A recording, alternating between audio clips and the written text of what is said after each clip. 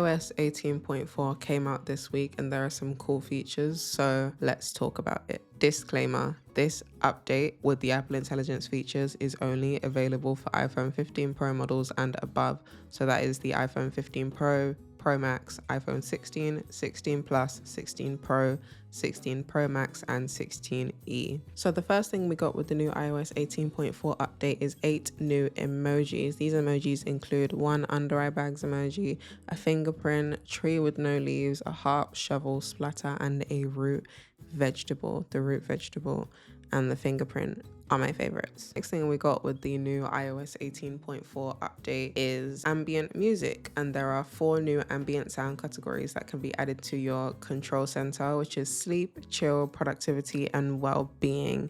This ambient music feature basically allows you to add an ambient sound category to your control center, and then when you click on it, music from that specific category will play.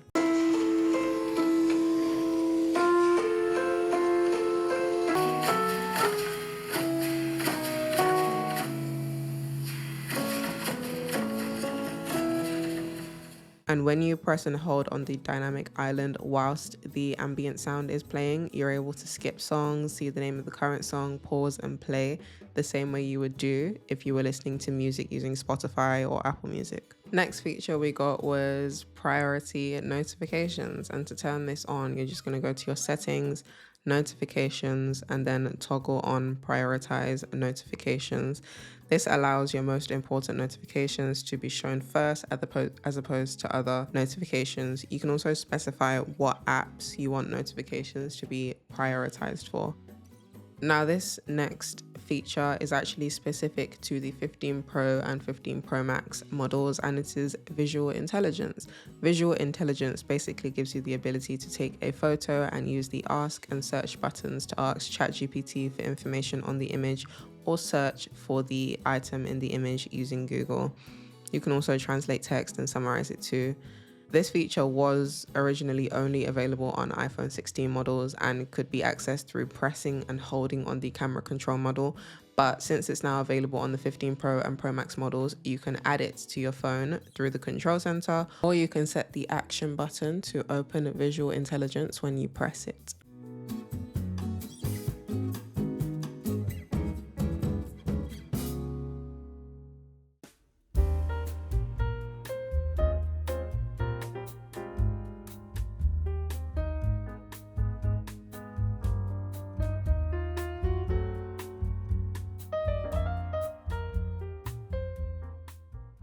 You now have the ability to pause app downloads in the App Store and resume them later. This works when you're downloading new apps or even when you're updating apps you currently have. Originally, we could not pause and resume downloads through the App Store, but now we can. The next new thing we got with this update can be found in Image Playground. And in case you don't know what Image Playground is, it's basically Apple's generative AI image creation app. So now in Image Playground, we have a new style type called Sketch, which basically makes your AI image look like a sketch. At first, when I saw it, I was like, this does not look like a sketch. But then I zoomed in and it definitely does look like a sketch. So another new feature we got with the iOS 18.4 update can be found in Safari. And now when you open a new tab in Safari and then click on the search bar, all of your most recent searches will show up. As you can see, I'm currently in the process of looking for new storage solutions for my office. So I've been searching through IKEA specifically for the Billy bookcase,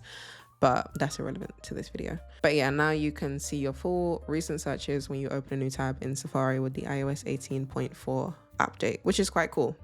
Quite cool. And last but not least, we have new filters in the Photos app. We now have new options to filter our library images by the images that were shared with us or images that are not currently in an album. This is great for me because I like to sort my images into albums, so this filter will allow me to see what I have not sorted yet so I can then sort it. I'm still not a fan of this photos layout. I thought by now I would have warmed up to it, but honestly, I wish there was some kind of feature that allowed us to pick and choose what we wanted to keep from different updates, because if I had the option to uninstall this new Photos app and go back to the old one, I would pick it in a heartbeat. And another thing worth mentioning is that Apple Intelligence is now available in quite a few new languages.